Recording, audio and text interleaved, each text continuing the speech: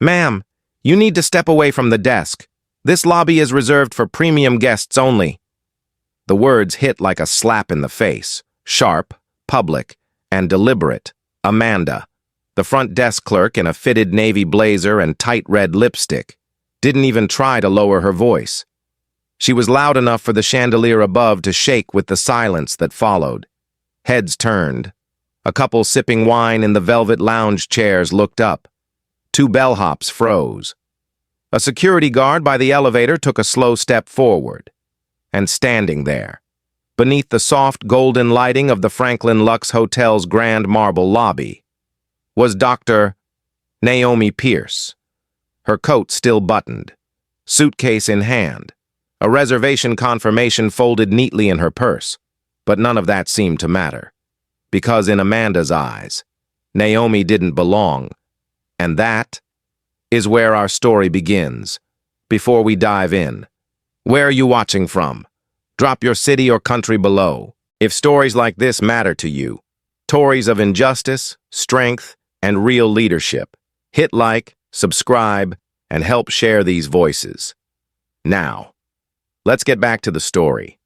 It was a warm spring evening in Manhattan, the kind where the city lights start to glow just a little earlier, and the sidewalks outside smell faintly of roasted peanuts and exhaust. Naomi had arrived in a black car, simple and quiet. She wasn't wearing anything flashy, just a tailored gray blazer, black slacks, modest heels, and a small silver cross necklace tucked beneath her collar. Her hair was pulled into a tight bun, no entourage, no designer bags, no loud voice announcing who she was. That was how she operated, always had. She believed in observing before revealing, and tonight, that was exactly what she intended to do. The Franklin Lux was no ordinary hotel. It had recently been acquired by Pierce Legacy Group, the company Naomi founded and led as CEO. This particular location was undergoing a silent audit, a kind of undercover review Naomi liked to do herself. Over the years, she'd heard the complaints, subtle bias at check-in, cold stares at black guests, occasional misplaced reservations. Her board had asked if she wanted to send in mystery shoppers, but Naomi said no. I'll go myself. No warning. No titles. Just me. She stepped into the 7:03 p.m. The air smelled of lavender and old money. A jazz trio played softly from the lounge. The floor gleamed like polished pearl. Naomi walked up to the front desk where Amanda stood, her nails glossy and filed, a name tag pinned perfectly above her heart. Naomi offered a soft smile and said, "Good evening. I have a reservation, presidential suite, under Naomi Pierce." She placed her ID on the counter and reached for the folded email confirming her stay. Amanda didn't smile back. She glanced at the ID, paused, and then looked Naomi up and down, not with curiosity, but with judgment. She tapped her keyboard slowly, then frowned. "I'm sorry. There's no reservation under that name." Her tone was clipped, professional, but cold. Naomi tilted her head slightly. "Can you check again? It was booked 3 weeks ago." Amanda sighed as if asked to do too much. "Like I said, ma'am, nothing's showing. Are you sure this is the right hotel?" She spoke louder now, intentionally. Naomi stood still, calm, unshaken. "Yes, the Franklin Lux on 59th. I have the confirmation right here." She offered the printed page. Amanda glanced at it, didn't even touch it. "That might be fake," she said. "We've had issues with that before, people trying to look like they belong here." Her words dangled in the air. Naomi's brows lifted just slightly, not in anger, but recognition. She'd seen this before, too many times. A man at the corner of the desk, a white man in a tailored suit, stepped up behind Naomi. Amanda instantly lit up. "Mr. Cole, welcome back. We have your suite ready." Then, as if remembering Naomi's presence, She turned back and added flatly, "If you don't have a valid reservation, I'll have to ask you to leave the counter." The white man gave Naomi a quick glance, confused but silent. Naomi nodded once. "I'd like to speak to your manager." Amanda pressed a button under the counter. "He's coming," she said, but it sounded more like a warning than assistance. Moments later, Richard Langston arrived, tall, gray-haired, stiff posture, the kind of manager who smiled with his teeth but not his eyes. He scanned the situation, glanced at Naomi's ID and paperwork, and gave the same answer Amanda did. "I'm afraid your reservation doesn't appear in our system." Naomi pressed her lips together. "Is there a possibility it was deleted or flagged? I was told this suite was confirmed for 4 nights. Richard didn't flinch. "We do not comment on internal bookings. If you feel you've been inconvenienced, you're welcome to try the Hilton across the street." Behind Naomi, a security guard had already stepped forward. Carter Blake, big guy, arms crossed. "Ma'am, we'll need to ask you to step aside and make room for the next guest." That's when Naomi realized something. This wasn't just one employee's mistake. This was a culture, a practiced, polished way of saying, "You don't look like you belong, so you don't." And that realization didn't make her angry. It made her resolute. She opened her purse, took out her phone, and dialed a number she knew by heart. "Hi, Michelle," she said quietly. "Initiate Protocol 1. I'll stay on site. Full visibility." She hung up, placed the phone down, and looked Amanda in the eyes. "I'll be right here," she said softly. "Let's see how your team performs tonight." The atmosphere inside the Franklin Luxe lobby was colder now, not because of the temperature, but because the air had shifted. That quiet, polished elegance the hotel prided itself on was beginning to feel like something else entirely. Thinly veiled hostility wrapped in luxury. Naomi Pierce remained standing near the marble front desk, composed as ever, her small black suitcase beside her and her phone now back in her coat pocket. She wasn't causing a scene. She wasn't raising her voice. She wasn't asking for special treatment. All she had done was present her reservation, her name, and her ID. But what she received in return was not service. It was suspicion. And now, it was turning into something far more dangerous. The security guard, Carter Blake, stood just a few feet away, arms still crossed, staring at her like she was trespassing. "Ma'am," he said again, this time slower. "I'm going to have to ask you to vacate the lobby if you do not have a confirmed reservation." Naomi didn't flinch. She turned toward him calmly. "Sir, I've already stated I do have a reservation. It's been paid for. Confirmed. I've provided identification. What I'm asking for now is your professionalism." That word, professionalism, seemed to bounce off the marble and hit Carter like an insult.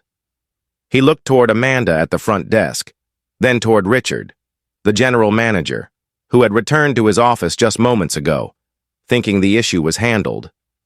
Amanda gave a small shrug, like she didn't care what happened next. Naomi stood her ground, though she felt the sting of humiliation inching toward her. She wasn't new to this feeling. A lifetime as a black woman in corporate America had taught her to recognize it before it became visible. It was that creeping burn, where dignity meets injustice. And yet, she wouldn't show it. She refused. Just then, the elevator doors at the back of the lobby opened, and a young man stepped out wearing a dark blue hoodie, khakis, and a backpack slung over one shoulder. Jordan Pierce, Naomi's 22-year-old son, scanned the lobby until he saw his mother. His brows pinched with confusion as he rushed forward. "Mom, what's going on?" he asked, setting his backpack down. "Why are you standing here?" Naomi turned slightly, her expression unchanged. "They can't seem to find my reservation," she said quietly. Jordan looked around, confused. Isn't this your hotel? Amanda narrowed her eyes. I'm sorry. Sir, are you with her? Jordan looked at Amanda like she'd asked if he was with the sun in the sky. She's my mother. Amanda blinked, then immediately leaned over the computer again, typing something, pretending to try. Naomi placed a gentle hand on her son's arm. It's fine. Jordan, we're not going to push. Jordan's voice sharpened. But we don't have to. This is your hotel. Remember? You own it. He didn't say it loudly, but the words were loud enough. Carter's shoulders twitched. Amanda stopped typing. Naomi gave her son a firm glance that said, Not yet. Go sit, she said, calmly but with weight. Jordan, reluctantly, stepped away and sat in a nearby lounge chair, pulling out his phone. He was fuming but obeyed. Richard Langston returned from his office just then, his tie now slightly loosened, and walked toward Naomi. I've spoken with our reservations team again, he said coolly, and I'm afraid we can't verify your booking. Furthermore, if you continue occupying this space without a valid stay, we will have to ask you to leave and possibly involve authorities. Jordan looked up. You can't be serious. But Naomi lifted a hand to silence him. She turned to Richard. So, just to be clear, you're saying you cannot locate a reservation under the name Naomi Pierce for the presidential suite, despite a confirmation email, a matching ID, and despite the fact that your records are owned, 51%, by my holding company? Richard blinked. Amanda's head snapped up. Carter straightened. I'm sorry. What? Richard asked slowly. Naomi leaned in just slightly. You heard me. Pierce Legacy Group owns a controlling interest in this property. My name is on the contract. I came tonight, unannounced, to observe firsthand how guests of color are treated at one of our newest acquisitions. Her tone was still calm, but now every syllable had weight. So far, I've been denied service, accused of presenting a fake confirmation, nearly escorted out by security, and publicly humiliated in front of other guests. Richard's mouth opened, then closed. Amanda was visibly pale. Carter's expression turned from stern to stiffly blank. Before anyone could respond, the front doors opened, and in walked Michelle Carter, the poised and assertive COO of Pierce Legacy Group, dressed in a sharp black suit and heels, tablet in hand. Behind her followed Thomas Reyes, the company's internal legal counsel, with a folder tucked beneath one arm. Michelle approached with quiet command. Evening, Dr. Pierce, she said respectfully, ignoring the stunned faces around them. We're in position. Protocol 1 is active. Legal and executive are on site. She turned to Richard.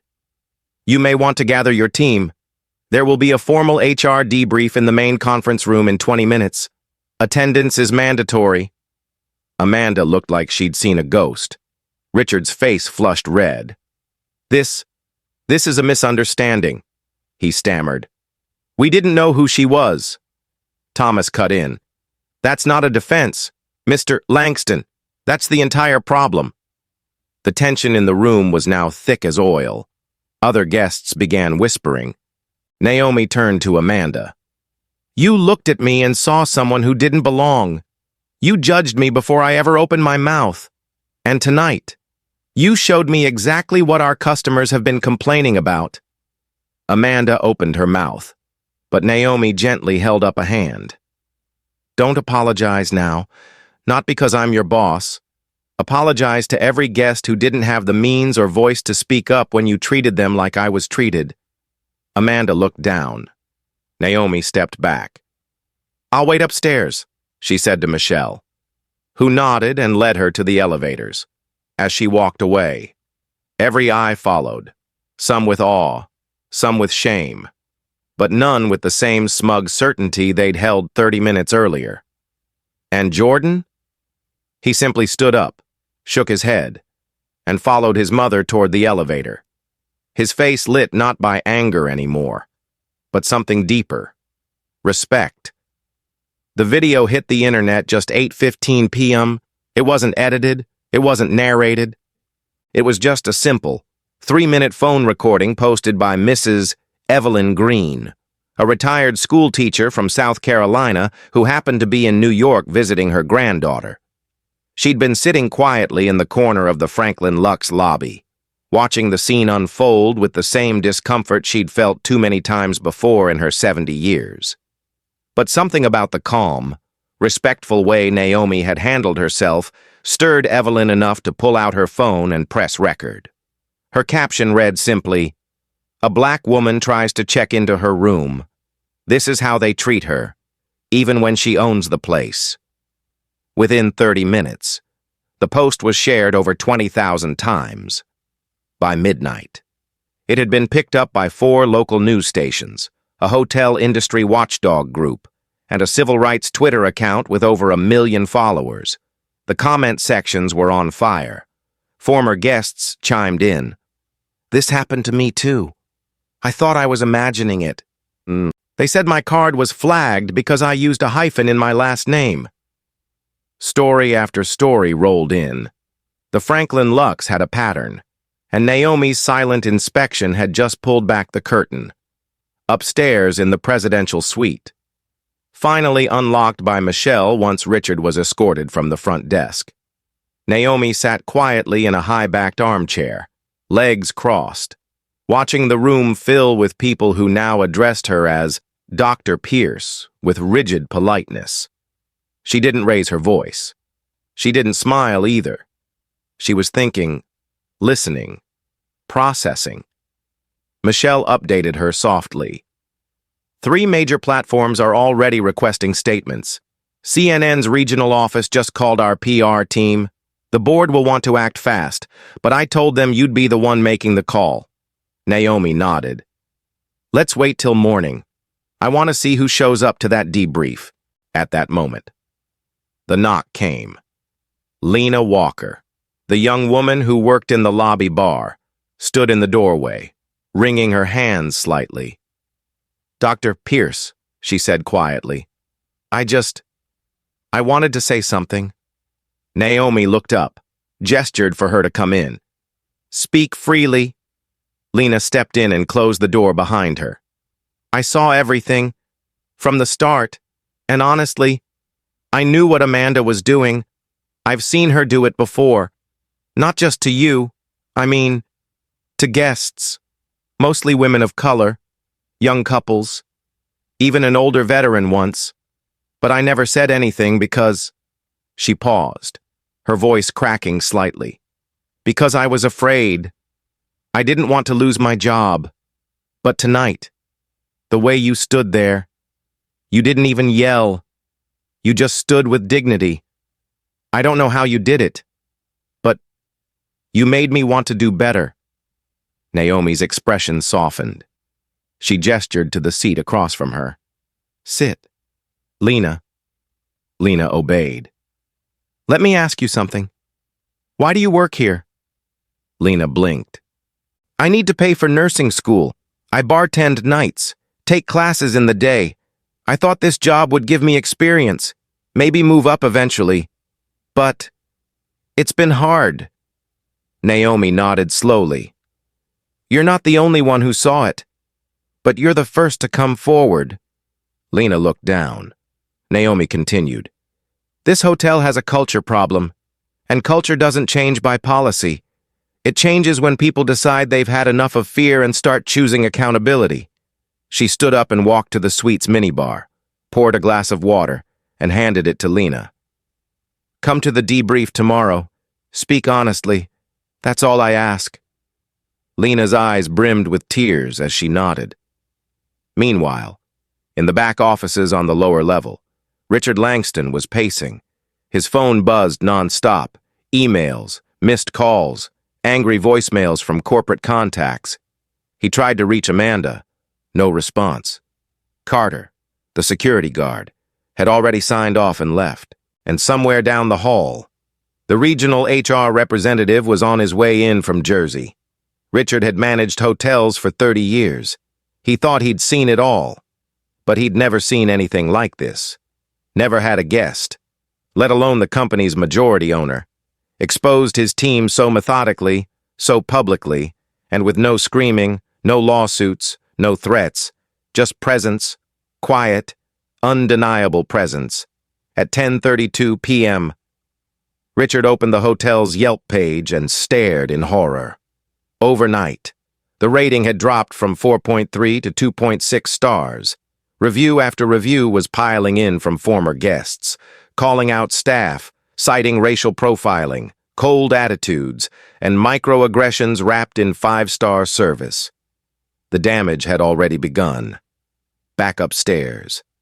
Naomi's son, Jordan, stood near the window of the suite, watching the Manhattan skyline glitter in the distance. He turned to his mother, voice calmer now. "You planned all of this, didn't you?" Naomi smiled faintly. "Not all of it. I just created the conditions. The truth did the rest."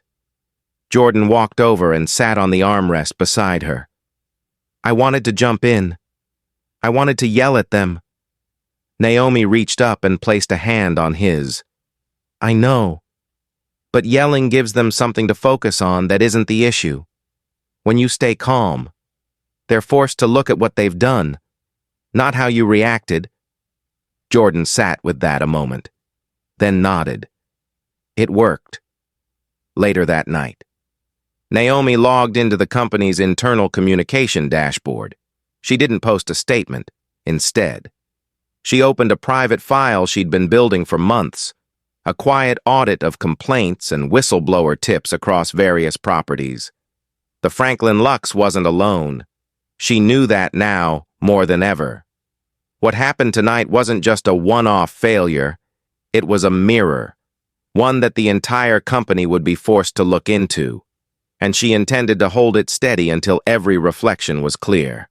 At exactly 9 a.m. the next morning, the glass-walled conference room on the second floor of the Franklin Lux was silent, eerily so. The long table, usually reserved for elite investor meetings or luxury vendor presentations, was now filled with employees who couldn't meet each other's eyes.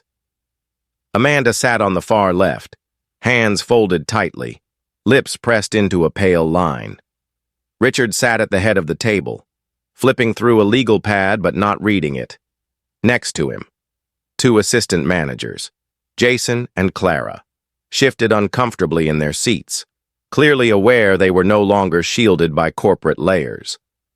Lena sat closer to the opposite end, eyes wide but steady. She'd shown up just as Naomi asked, wearing a crisp black blouse and navy slacks, her hair tied back, and her heart pounding. The tension in the room thickened when Michelle entered, tablet in hand, heels clicking sharply on the polished floor. She gave no pleasantries, no small talk, just a nod toward the elevator as Naomi Pierce stepped in, dressed that morning in a full gray suit, her presence commanding without a word. She walked to the center of the room, paused, and remained standing. Everyone straightened, even Richard, even Amanda, who tried, unsuccessfully, to mask her panic. Naomi looked around slowly, making eye contact with each person at the table, one by one. Then, without raising her voice, she began, "I came here last night as a guest, not as your superior, not as your investor, not as your employer, just a guest." Her tone was measured, almost quiet, but it filled the room. "I was told I didn't belong, that I looked out of place, that my reservation didn't exist. Despite presenting proof, ID, and confirmation, I was denied service, confronted by security, spoken to in a tone I would not use with a stranger on the street." She paused. "And I didn't say a word about who I was, because I wanted to see who you are." Amanda shifted in her seat, blinking fast. Richard tried to open his mouth, but Naomi held up a hand, graceful, steady. "Not yet. You'll have your chance. But first, let's be clear about what this is. This isn't about one guest having a bad experience. This is about the culture that allowed it, the tone you set, the way you speak to people, the assumptions you make the moment someone walks through that door. She turned toward Amanda. Do you remember what you said to me just 24 hours ago? Amanda swallowed, nodded faintly. I wasn't sure if. Naomi cut in, still calm. You said, this lobby is for premium guests only, you said. Try down the street. And when I presented proof of reservation, you said it might be fake. Amanda opened her mouth again, but no sound came. Naomi continued. You didn't speak to me like a guest. You spoke to me like a problem. She turned to Richard, and you. When I asked to speak to management, you dismissed me with vague policy language. No eye contact, no solution, just polite hostility. Richard lowered his head slightly, trying to look reflective. But Naomi wasn't finished.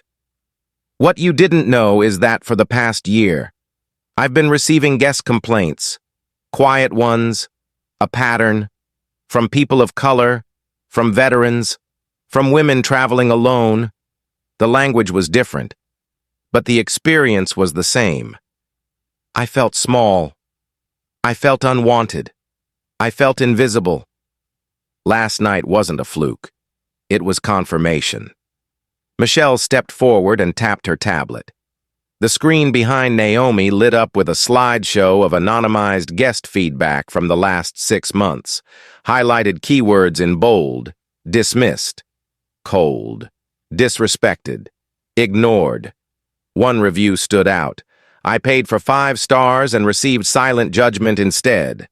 Naomi glanced at it, then back at the room. This is what our brand has become to too many people. Then she turned to Lena. But not everyone failed. Lena here showed something different. She didn't speak over me. She didn't dismiss me. And when I spoke to her privately, she told the truth. Not just about what happened to me, but about what she's seen over and over again. Lena looked stunned, but deeply moved. Naomi nodded toward her. Lena's not in trouble. She's part of the solution. Naomi let the silence hang, giving space for reflection to do its work. Then she spoke the words that shifted the entire room. As of this morning, all current management personnel in this location, including senior security and front desk leadership, are relieved of their duties. Effective immediately. Gasps filled the room. Amanda's jaw dropped. Richard jolted upright. Clara covered her mouth. Wait, what? Amanda finally blurted out, her voice cracking. You're firing all of us? Naomi looked at her, not with anger, but finality. No, I'm holding you accountable. That's different. If you had treated me like a guest, like a person, we wouldn't be here. But you didn't. And the consequences are not personal, they're professional. Richard stood, trying to regain control.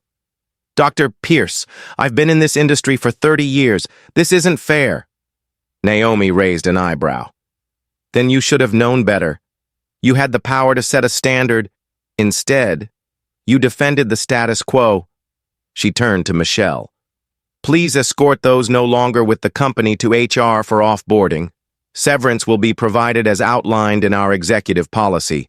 But this chapter ends here. Michelle nodded, stepped aside, and opened the door. A silence filled the room again, this time heavier than before. One by one, the dismissed staff stood and left, some stunned, some bitter, some simply quiet. Amanda walked out without saying another word. Richard paused at the doorway, turned to look at Naomi, and for a moment, seemed as though he might speak. But the words never came. He left. Naomi turned back to the remaining staff, Lena and 2 others. We begin again, from zero. This hotel will not be known for polished stone and chandeliers. It will be known for humanity, for warmth, for listening, And from today forward, we serve every guest with dignity, regardless of what they wear, what they look like, or what you assume about them. Then, with quiet resolve, she walked out of the room, not as a victim, not as an executive wielding power, but as a leader who'd just cleaned house, with grace, truth, and no apologies. By noon, the hotel lobby felt quieter than usual, but not because it was empty. Guests still checked in, phones still rang, housekeeping carts still moved silently down the halls. But there was a different kind of stillness, a pause between what had been and what could now begin. Naomi stood beside the front desk where Amanda once stood, her gaze sweeping across the velvet-backed lounge chairs, the glass chandelier, the floral arrangement so carefully placed to signal luxury. It was all beautiful, but none of it meant a thing without dignity and service. She knew that now more than ever. Beside her stood Lena Walker, hands nervously clasped in front of her, still trying to make sense of the morning's events. Naomi turned toward her and smiled gently. "You still okay?" she asked. Lena nodded, though her voice cracked when she replied, "I didn't expect any of this. I thought maybe someone would take notes, not fire the entire front of house." Naomi chuckled softly, not at her, but with a knowing smile. "Lena, culture doesn't change with memos. It changes with consequences. And sometimes, it starts with someone telling the truth. That was you." Lena looked away for a moment, overwhelmed. Naomi leaned against the counter, her tone thoughtful but firm. "This place is still beautiful, but that beauty has to go deeper than polished marble. From this point forward, we're not just upgrading furniture or menus, we're upgrading people. And you're going to help lead that." Lena's head snapped up. "Me?" Naomi nodded. "I'm appointing you interim guest experience coordinator. You'll train all incoming front desk and concierge staff, not just on procedure, but on empathy, listening, presence. No more scripts. No more judging a guest by their luggage or accent or skin color. Can you do that?" Lena was speechless. She opened her mouth, closed it, then finally whispered, "I'll try." Naomi smiled. "No, you'll lead." Across the room, Jordan Pierce stepped off the elevator, holding a binder and coffee in each hand. He offered one to his mother. "Latte, no sugar," he said. Naomi took it gratefully. "You're learning," she teased. Jordan smirked. "Only from the best." Then he turned to Lena. "Congrats. I heard—" Lena blushed. "Thank you. I'm still trying to wrap my head around it." Jordan nodded. "My mom doesn't choose people by title. She chooses them by spine." Naomi chuckled. "Spine and heart. Can't have one without the other." Naomi turned back toward the desk. "This space," she said, gesturing toward the grand lobby, "has been weaponized for too long. The velvet ropes, the cold stares, the hidden smirks, they all add up. From today forward, I want every guest who walks through those doors to feel seen, not measured, not judged, just seen." She placed a folded piece of paper on the desk. "That's the new guiding principle. We're calling it the Guest First Standard. Every new hire will memorize it, not as a policy, but as a mindset." Lena picked up the paper. On it, a single sentence was typed. "Treat every guest as if they were your grandmother, your sister, your mentor, or your future self." She read it twice, then held it to her chest. Later that afternoon, Naomi convened a quiet meeting with Michelle and Thomas in the second-floor lounge. Michelle updated her on the situation, media inquiries, board calls, and a dozen job applications already rolling in from staff who'd heard about the shakeup and wanted to be part of something better. "You're getting national coverage," Michelle said, tapping her tablet. "Morning show requests, business magazines, Everyone's calling this the most dignified corporate reckoning in the hospitality industry. Naomi sighed. I'm not doing interviews. Not yet, Thomas chimed in. But you should know. Other hotel chains are watching, closely, some out of fear, some out of respect. Naomi folded her hands, her tone quiet. Let them watch. Let them wonder how we did it without rage, without lawsuits, without noise, just principle. As the sun began to set over Manhattan, casting long golden shadows through the lobby windows, Naomi walked the halls of the hotel alone. She peeked into the kitchen. She chatted briefly with housekeeping. She smiled at guests passing by, never introducing herself as anything more than Naomi. And that was enough, because now the culture was shifting, not because of a PR campaign, but because of truth. Upstairs, Lena had begun reviewing staff resumes with Jordan's help. She wore a new name badge that said Leadership and Training. She still didn't feel ready, but every time she hesitated, she remembered Naomi's words, "You'll lead." By early evening, a small moment unfolded that Naomi would remember most. An older black couple arrived at the desk, visibly tired from their flight. The new temporary clerk, someone Lena had trained just hours ago, greeted them with a warm, respectful smile. "Welcome to the Franklin Lux," she said softly. "We've been expecting you. Your room is ready. May I offer you some water while I check you in?" The couple looked surprised, then grateful. Naomi, standing discreetly by the fireplace, watched it unfold with quiet satisfaction. No one was filming. No one was tweeting, but something real had changed. Back in the suite, Jordan poured 2 glasses of water and asked his mom a question. Was it worth it? Going through all that? Letting them humiliate you like that? Naomi paused, then answered without hesitation. It wasn't about me. It never was. It was about the next woman who walks into that lobby and doesn't have to prove her worth just to be treated like a guest. That's the win, not the firing, the healing. Jordan nodded, eyes full of admiration. You really believe one person can change a place? Naomi smiled. No, I believe the right moment can change people, and people change places. A week later, under a light rain and a gray Manhattan sky, Naomi Pierce walked through the revolving doors of the Franklin Lux again. Only this time, not as an executive, not as a guest of honor, and certainly not as anyone expected. She wore a simple black trench coat, low-heeled shoes, and a navy scarf wrapped tightly around her neck. Her hair was in soft curls instead of her usual bun. No one greeted her by name.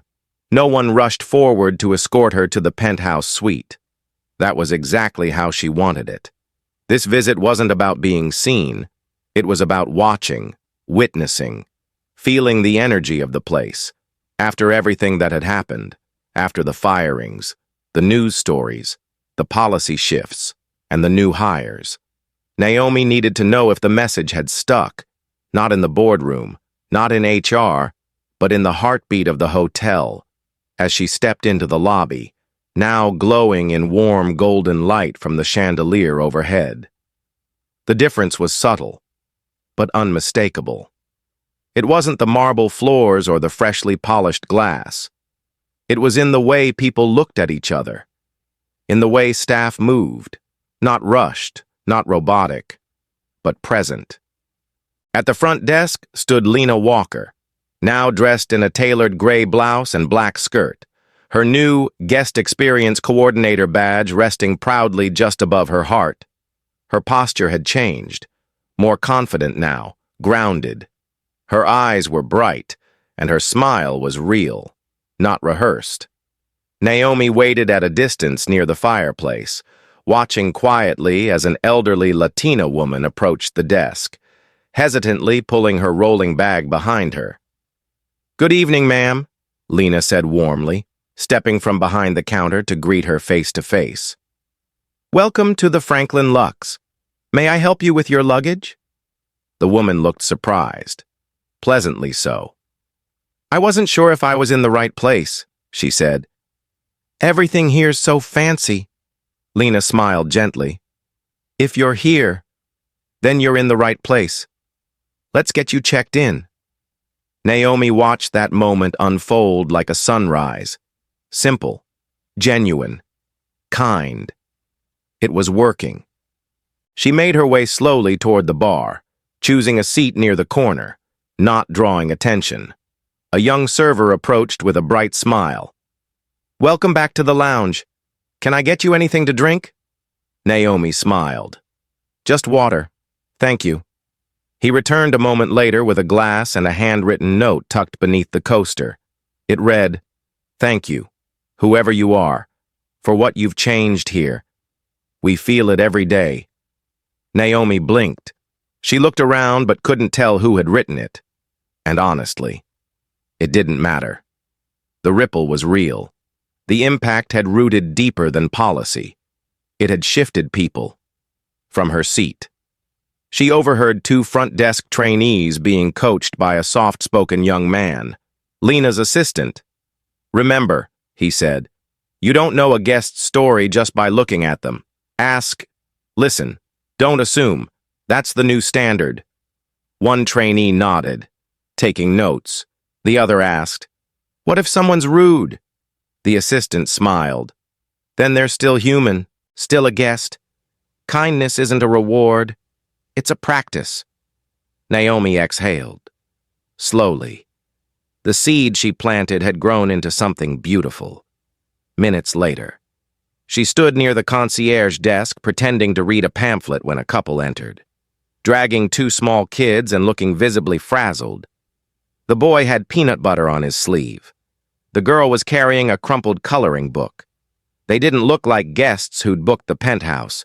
They looked like a family who'd saved up for a special weekend. The concierge didn't hesitate. "Hi, folks. Welcome. Long day of travel?" The mother smiled apologetically. "Long flight and two cranky toddlers." The concierge laughed. "We've got juice boxes at the cafe. I'll have them sent up. You're in room 804. Let me help you settle in."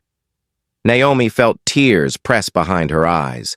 A week ago, that family might have been sized up, treated with polite detachment, but today, they were embraced.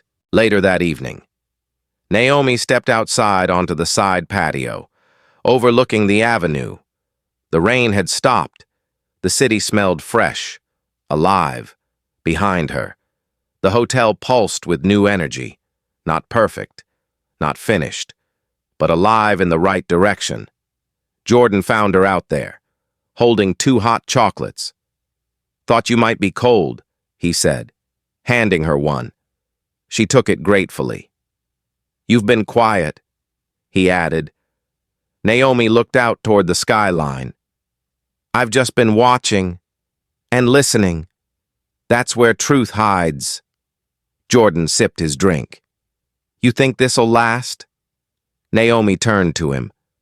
"It won't, unless people protect it. Culture is fragile, but if you tend to it with care, it becomes who you are." Jordan nodded slowly. "So what now?" Naomi smiled. "Now, we find the next place that needs healing." As they stood side by side, Lena came outside, clearly surprised to see them. "Dr. Pierce?" she said, a bit breathless. "I didn't know you were." Naomi shook her head gently. "Tonight I'm just Naomi." Lena grinned. "Well, Naomi, thank you. I don't think I've said that enough." Naomi placed a hand on Lena's shoulder. "You've said it exactly the right way. Through action. Through presence." Lena nodded, deeply moved. "We're still learning. But I think we're getting it." Naomi looked toward the glowing windows of the hotel. "You are." And as the three of them stood under the soft light of the awning, warm drinks in hand, no camera rolling, no press watching, Naomi felt something she hadn't felt since that first painful night. Peace.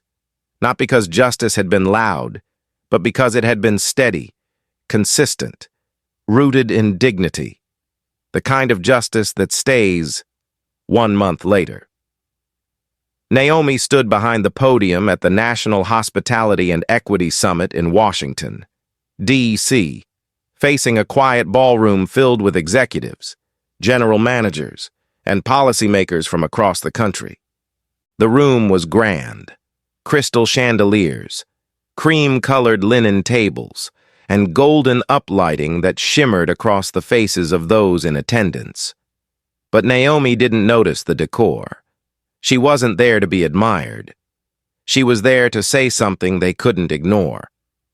She wore her usual gray suit, hair neatly pulled back, no jewelry except for her wedding band and a small pin on her lapel, the symbol of her company.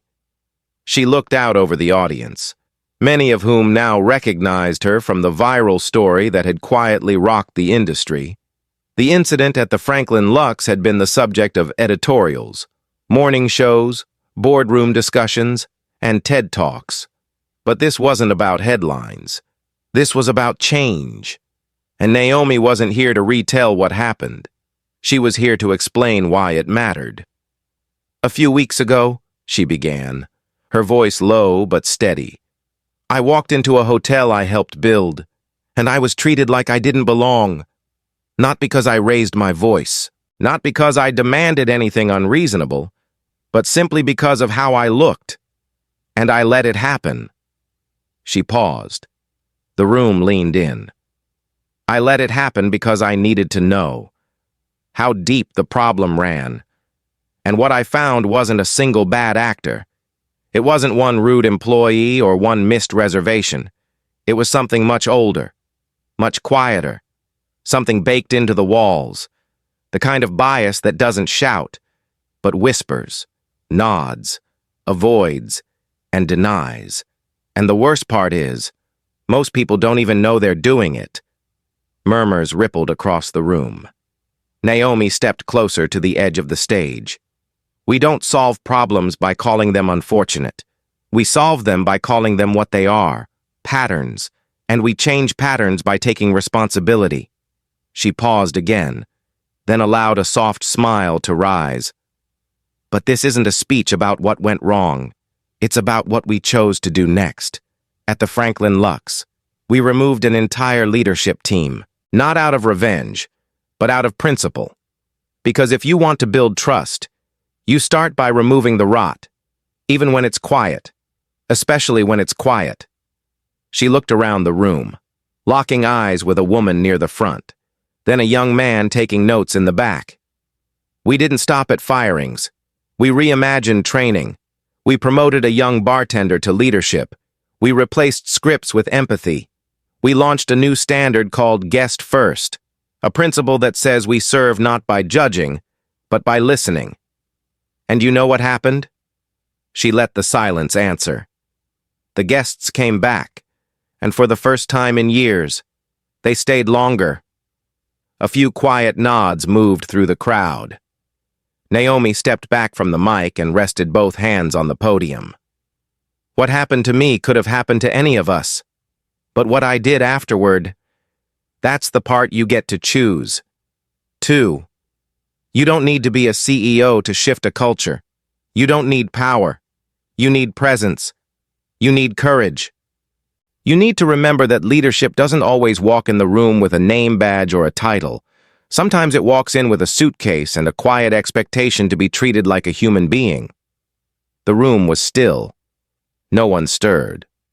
Later that evening, as the ballroom emptied and the clinking of silverware gave way to hushed conversation, Naomi stepped into the hallway, removing her heels and walking slowly toward a window that overlooked the National Mall. She wasn't one for attention. She never had been. But tonight had meant something. It wasn't about applause. It was about anchoring a message, a promise. That hospitality, at its core, should be the business of belonging. She leaned against the cool window pane and took in the lights of D.C. flickering under a clear sky. Behind her, a familiar voice approached. "You ready to head out?" It was Jordan, holding her coat. She smiled. Almost. They walked together down the hallway, quietly, until Jordan broke the silence. You think people really got it? Mom? Like, really got the message? Naomi nodded gently. Some will. Some already have. Others? They'll need more time. But that's the thing about change. You don't always see the roots right away. But if you keep showing up, they grow. Jordan nodded. But he still looked curious. Why do you think they listened to you? Naomi paused at the door. Because I didn't speak from anger. I spoke from experience. And because I didn't demand a spotlight, I just refused to disappear. Weeks later, back at the Franklin Lux, things looked different. Small things, meaningful things. The front desk now had a welcome sign in 5 languages. The staff wore name tags with not just their titles, but also the phrase, "Ask me anything." A quiet reading corner had been added to the lobby for guests traveling alone. And Lena? She was now officially Director of Guest Experience. Her office overlooked the front door. She greeted staff every morning with a quote written on a chalkboard. Today's read, "Respect isn't a service, it's a starting point." And as for Naomi, she rarely returned to the hotel anymore, not because she didn't care, but because she didn't need to. The work was no longer about her. It was about the system she set in motion, the kind that outlasts headlines, the kind that lives in how people feel when they arrive, how they're greeted, how they're treated, and how they leave. One afternoon, Lena received a letter in the mail. It was handwritten, addressed to whoever changed my experience. Inside, a woman shared how she'd visited the Franklin Lux after the story went viral. She wrote, "I'm a black woman who travels a lot for work. I never realized how much armor I wore until this stay. When I didn't need it, for the first time in years, I was just a guest. Thank you." Lena placed the letter in a small frame by her desk. And every time she felt tired or unsure, she looked at it and remembered what Naomi had said on that first night. Justice isn't always loud. Sometimes it walks in quietly, gets insulted, and still changes everything. And that was the legacy Naomi left behind, not in the form of power or press releases, but in moments, real ones, quiet ones, the kind that transform not just a hotel, but an entire industry, from the inside out. If this story moved you, don't forget to subscribe, leave a like, and share it with someone who believes in quiet strength and lasting change. Thanks for watching. See you in the next story.